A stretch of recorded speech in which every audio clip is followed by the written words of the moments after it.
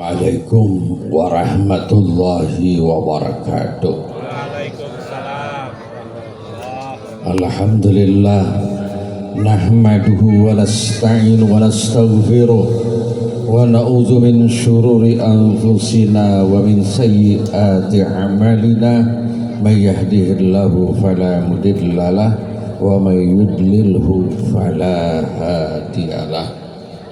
Asyhadu an la ilaha illallah wahdahu la syarika lah wa asyhadu anna sayyidana Muhammadan abduhu wa rasuluh. Allahumma salli wa sallim wa karrim wa azim ala sayyidina Muhammadin wa ala alihi wa sahbihi ajma'in, amma ba'du.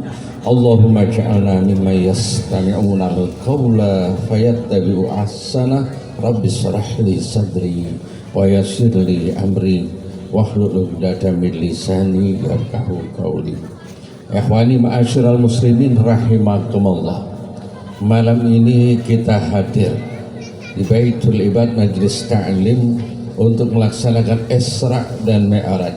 Setiap kali datang bulan Rajab, maka di mana-mana kaum muslimin dan muslimat melaksanakan acara Majelis Isra Mi'raj. Sebagaimana datangnya bulan Rabiul Awal, Majlis Maulid Nabi Sallallahu Alaihi Wasallam. Bukan kali pertama kita hadir dimanapun dalam ini majlis, tapi apa yang kita dapatkan, peristiwanya agung dan besar. Bahkan Allah telah mencatat di dalam Al-Quran dengan ayatnya tersendiri yang sudah kita ketahui dalam awal surat Isra. Ya, tentunya bagi kita ini, kita sadari ini menunjukkan bukti jauh dan dekatnya kita dengan baginda Sallallahu Alaihi Wasallam. Sejauh mana kita cinta dan tidak cintanya kepada Nabi Sallallahu Alaihi Wasallam. Kalau orang itu senang dan tertarik, paling menjadikan perhatian khusus Isra dan Mi'raj, dan sungguh-sungguh dia akan mengambil hikmah serta pelajaran nasihat yang terjadi peristiwa ini, bahkan menambahkan keimanan dan ketakwaannya kepada Allah Subhanahu wa Ta'ala. Hadirin jamaah rahimakumullah. Tapi sayang kita sudah kehilangan itu semuanya. Sekalipun kita sering hadir dalam ini majlis, tapi apa yang kita dapati baru-baru saja, padahal kita belum kenal dan nggak tahu kemana-mana. Karena propaganda yang baik, dengan sentuhan yang baik, yang nggak senang jadi senang, yang nggak tertarik jadi nggak tertarik, yang nggak tahu jadi pengen tahu. Ya, padahal belum berprestasi. Siapa? Yaitu pelatih tim nasional yang baru datang. Ya, tahu siapa?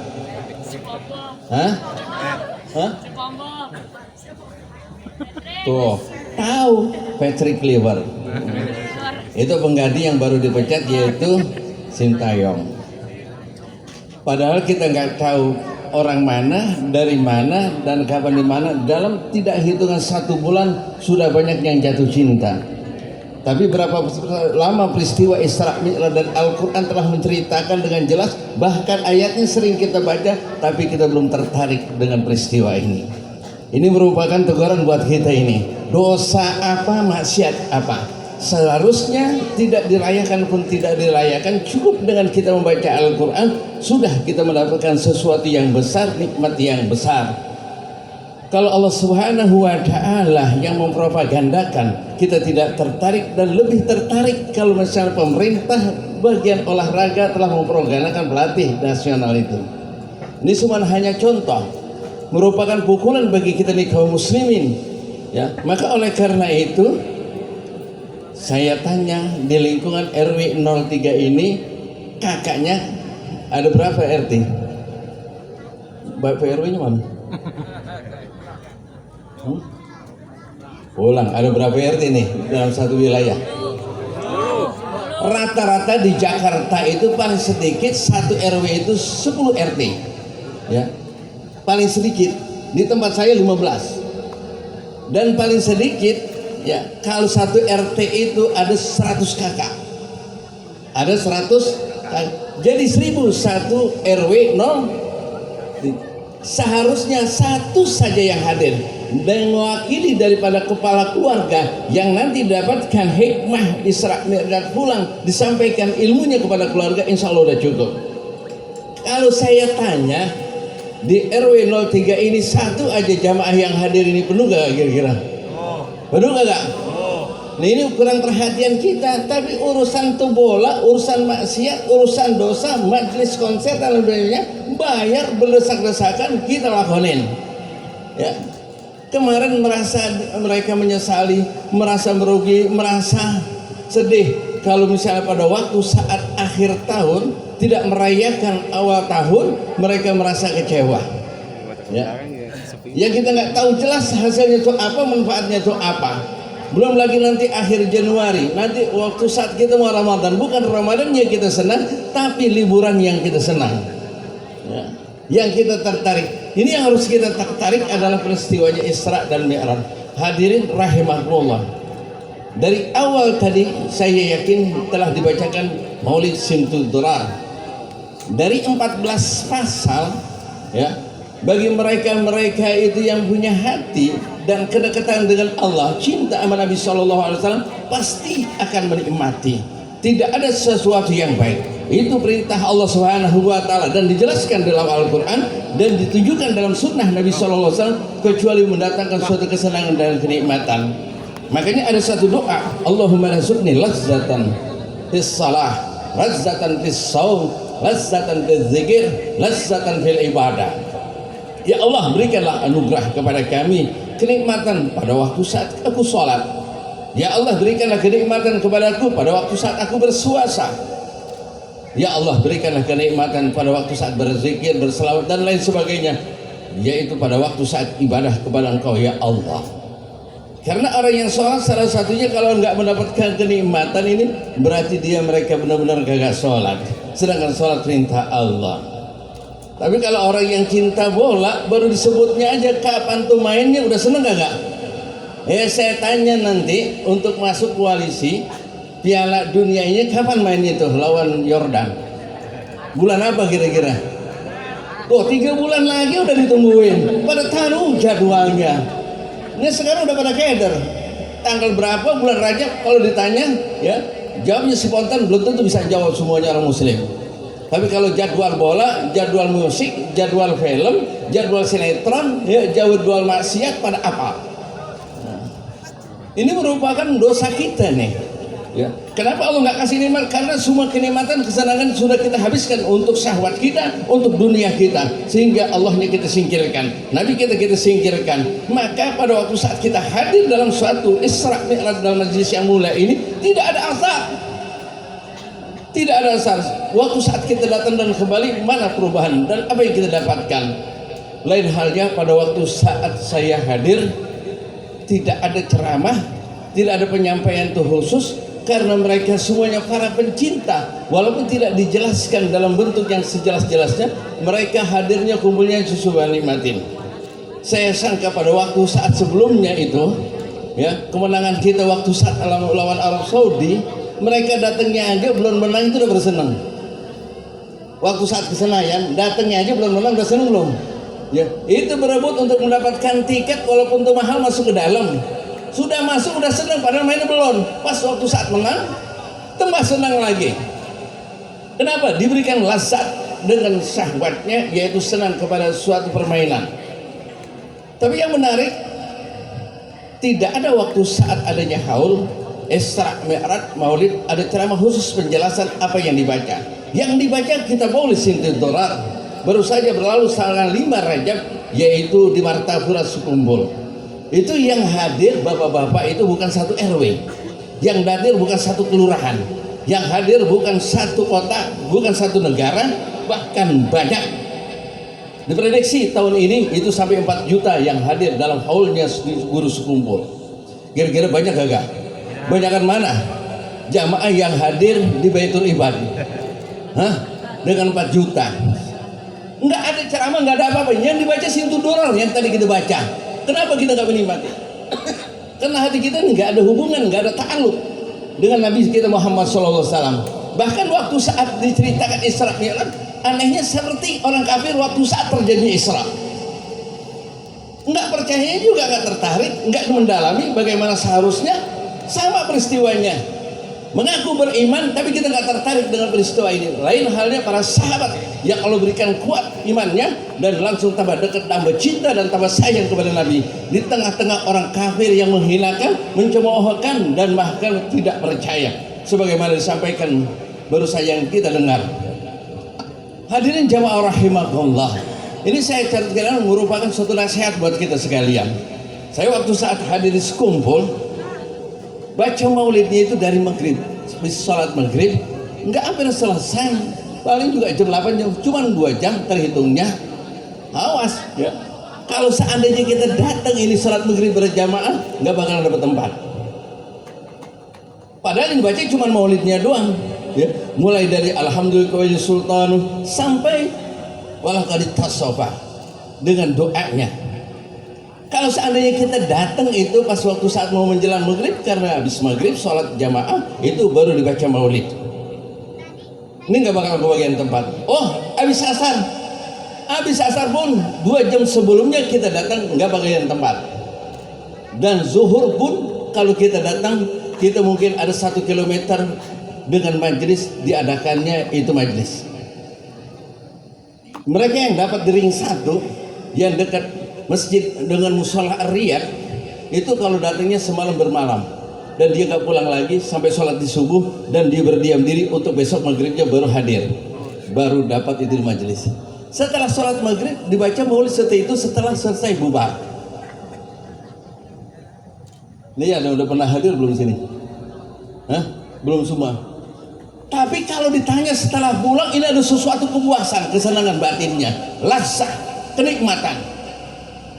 Ada kenikmatan, ada sesuatu sir yang Allah berikan. Itulah yang didapati oleh Sayyidina Abu Bakar As-Siddiq radhiyallahu anhu. Dipilih oleh Allah, walaupun habis secara materi, dia termasuk orang konglomerat. Pada akhirnya, menjelang akhir hayatnya, tidak ada satu yang dimiliki kecuali hanya bajunya satu helai pakaian dipakainya.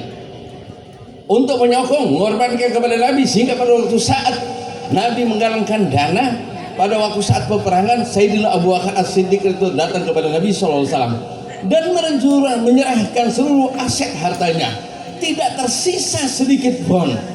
Sehingga Nabi bertanya, apa yang kau tinggalkan untuk keluargamu? Tidak ada kecuali Allah dan Rasulnya. Ini kalau model sekarang nih, ada orang Isra Mi'raj dikorbankan semuanya, dijual rumahnya dulu, motornya semua buat biaya Isra Mi'raj. Separuhnya juga enggak, seberapanya juga enggak. Saya punya pengalaman. Ini diceritakan oleh Habib Quraisy Baharun waktu saat ada diundang resepsi pernikahan temannya. Wah, ini yang punya hajat walimatul aras ini temannya bangga. Kenapa? Mewah, mengeluarkan dana yang besar sampai 1 miliar. Kira-kira kalau resepsi 1 miliar besar gak ukuran kita? Besar. Kita aja 50 juta ngos-ngosan. Ya tenda ngutang, pelaminan ngutang, cateringnya juga ngutang. Ntar kalau orang kondangan baru kita bayar. Ya, 1 miliar. Ditanya setelah selesai, ini untuk anak yang belum tentu nanti keluarganya tentram, yang belum tentu keluarganya itu sejahtera, yang belum tentu nanti nggak ngeselin tuh anak mantu sama kita. Yang kita bela-belain tuh walimahnya dengan dana yang besar. Tapi orang yang kita tidak pernah berkorban, nggak pernah kita biayai, dan kita tidak pernah peduli padanya, Muhammad Sallallahu Alaihi Wasallam, beliau yang paling sayang perhatian kepada kita. Kita yang tidak pernah berkorban. Lantas dia bertanya, pernahkah untuk kau infakkan untuk nabimu dalam bentuk apapun, baik itu dalam majelis maulid, Isra Mi'raj, dalam jumlah 1 miliar? Ditanya, belum pernah. Buat nabinya. Tapi buat anak yang ujung-ujungnya belum tentu bahagiain kita, nyenangin kita, bahkan ngeselin kita. Berantakan tuh rumah tangganya. Ya. Bahkan mantu kadang-kadang atau anak sendiri nipu sama orang tuanya, bohongin. Yang cuman pengen hartanya aja. Tapi Nabi SAW telah berjuang mengorbankan segalanya untuk kita sekalian. Bagaimana dicaci maki, sebagaimana waktu saat Isra dan Mi'raj, mungkin ukuran kita, belum yang lainnya. Dan Allah jelaskan dalam Al-Quran, ara'aital ladzi kazzaba wa tawalla, ara'aital ladzi yanha idza 'abdan idza shalla, dan banyak lagi yang Allah ceritakan dalam Al-Quran, yang semuanya itu menyentuh kepada segala perjalanan Nabi kita Muhammad Sallallahu Alaihi Wasallam. Lantas ditanya, pernahkah kau berkorban untuk nabimu? Enggak 1 miliar, separuhnya aja 500 juta. Enggak pernah. Seperempatnya 250 juta enggak, sampai 100 juta kagak, dan seterusnya juga kagak. Saya tanya, kalau mau Jumatan, ya, kalau mau Jumatan itu kita infakkan nih. Kadang-kadang saya pernah jalan sama jamaah mau ke masjid, dia balik lagi, kenapa? Dompetnya ke bawah. Paham nggak? Saya lagi mau Jumatan, ada jamaah, lantas minta permit, saya pulang dulu Pak Ustaz karena dompetnya ke bawah. Pengen taruh dompetnya dulu. Tapi kalau mau piknik, mau liburan, mau tamasya, kira-kira berani nggak bawa dompet? Hah? Nggak berani. Dan kalau kita bawa infak, di dompet kita ini pengen beramal, nanti masukin ke tromol masjid, ada pecahan 2.000, pecahan 5.000, 10.000, 50.000, 100.000, mana yang kita pilih? Hah, mana yang kita pilih? 2.000 ada yang 2, yang satu lecek, yang satu bagus. Mana yang kita ambil? Yang lecek kita masukin. Setelah itu kita berdoa, ya Allah masukkanlah aku dalam surga. Mau dari mana nih jalannya? Malu kita, ya. Jangankan ketemu dengan Nabi, dengan pengorbanan kita yang paling jelek yang kita miliki untuk Nabi, untuk Allah kita infakkan. Lihat monyet aja di Ragunan 2.000 nggak dapat. Lihat monyet buat mancing juga nggak dapat, main catur juga nggak dapat. Dapat nggak kira-kira? Nggak dapat. Judi online nggak bakal dapat. Apalagi kalau kita nggak bikin pulsa 20.000, 50.000 nggak bisa main. Ya.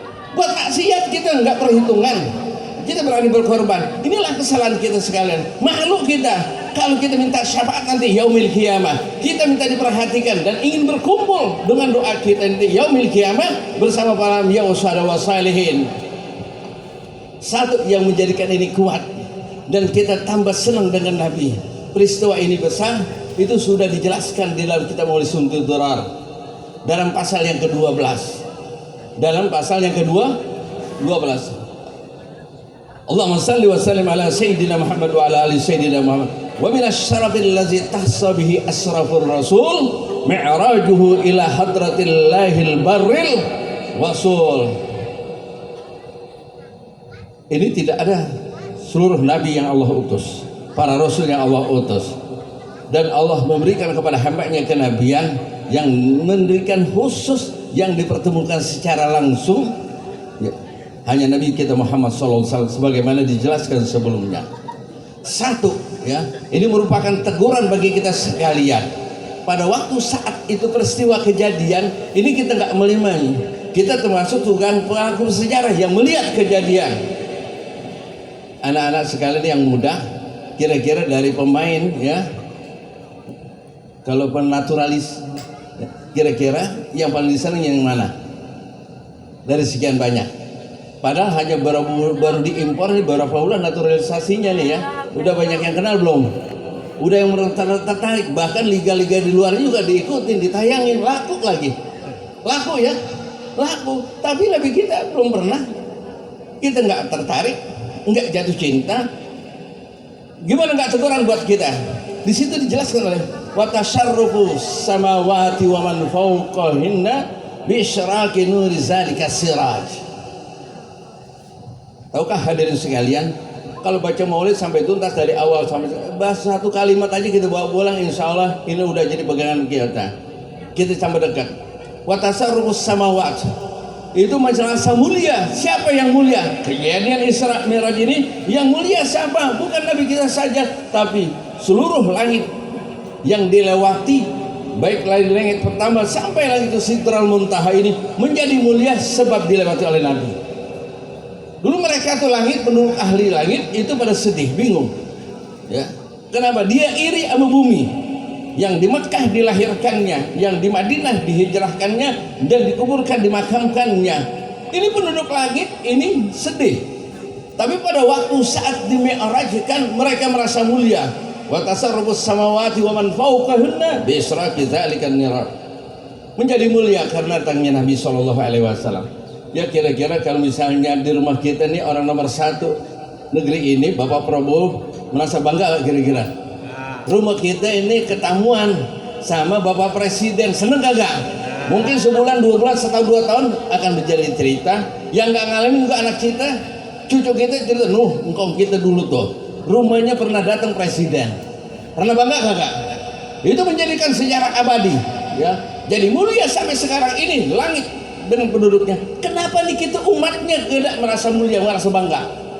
Kita merupakan bagian daripada wilayah. Tidak ada suatu umat yang paling mulia melainkan umatnya Nabi Shallallahu Alaihi Wasallam. Sehingga kalau ditanya kepada Nabi Musa, hai Musa, bagaimana kalau seandainya kau menemui dan hidup di zaman Nabi Muhammad Shallallahu Alaihi Wasallam? Kata Nabi Musa, tidak ada pilihan kecuali aku jadi umatnya Nabi Shallallahu Alaihi Wasallam. Sangat besarnya mulia. Cuman kita nggak melihat kebesaran hal ini. Walaupun ayat-ayat Allah Subhanahu Wa Taala yang begitu banyak. Wa zuhuru ayatillah. Nggak dikatakan ayat dengan mufrad, tapi ayatillah. Tanda-tanda kebesaran Allah Subhanahu Wa Taala besar. Satu saja keahlian seseorang itu kita jadikan idola, kita senang dan tertarik, bahkan kita cinta. Kita akan berhadapan dengan orang yang membencinya, bahkan kita tidak menerima untuk diganggunya. Tapi tidak itu kita lakukan kepada Nabi kita Muhammad Shallallahu Alaihi Wasallam. Apa yang bisa menggembirakan dengan hikmahnya Isra Mi'raj? Jangan kecewakan, jangan sedih, ya. Bapak, ibu-ibu sekalian, kalau misalnya ibu pergi dari mana-mana, pulang bawa makanan, lakinya noleh kagak, ngeliatin kagak, makan kagak, kira-kira kesel kagak? Ibu-ibu, bapak-bapak sekalian, ini semuanya pengalaman. Enggak, anak-anak tempo dulu itu kalau bapaknya pergi keluar kerja balik itu mengharap, ya. Dulu yang namanya jajan jarang, dikasih uang itu jarang. Tapi kalau misalnya orang tua pulang, baik itu hadir maulid atau pulang dari pasar buah-buahan, sangat senang. Bahkan mereka berebut. Bapak-bapak sekalian, kalau kita ingin menyenangkan keluarga, lantas kita punya rezeki, pada waktu saat kita perjalanan mau pulang, kita beli sesuatu, baik itu buah, makanan yang disukai. Tapi apa hasilnya?